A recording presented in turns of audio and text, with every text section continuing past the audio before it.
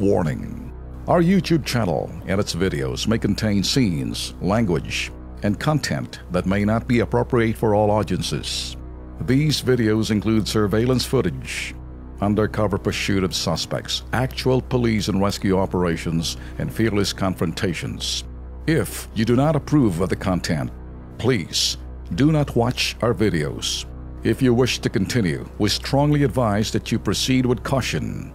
Viewers' discretion is advised.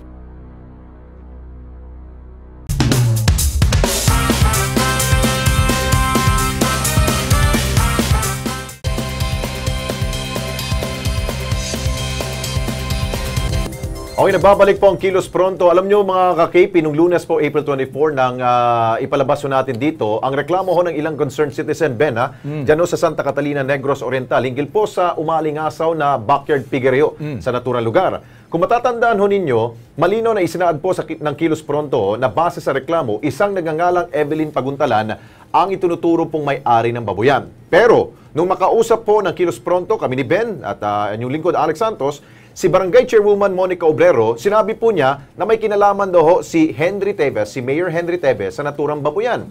Kaya naman, kahapon po, nagpadala ho. Ihisgot na rin para itong Bulgar yung pangalan. Ang tagian ng Bob, Henry Teves. Congressman Henry Teves. Kay Henry Teves. Okay, Henry Teves. Sus, kaila ko ani.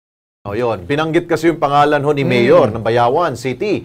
Kahapon po nagpadala ho ng liham ang ina ho ni Mayor Henry Teves na si Zenaida Tita Bobot Teves at sinabi ho niyang walang kinalaman po ang kanyang anak dito at walang anumang impluensya ang kanyang anak sa inirereklamo pong babuyan. Sinabi po ni Ma'am Zenaida na dumaan po sa Bureau of Agricultural Statistics ang piggery at naaprubahan bilang backyard racer po. Kaya hindi daw ho sila kumuha ng permit o DNR clearance. At ito daw ho si Mayor Henry Teves po ay nagbabagandang loob pa doon po sa mga tao doon na tumulong para may pagkakitaan yung mga tao doon. Kaya nagulat daw ho to si Ma'am Zenaida, yung nanay ho ni Mayor Teves, kung bakit pa nadadamay dito yung kanya pong anak. Kahit naman siguro kung nadadamay kung ganyan. Kaya lang, kung may reklamo na kapareho niyan, maganda ho talaga na nagre-respond ho kayo, nalalaman agad natin. And sa ganun, hindi ho kayo natatabla.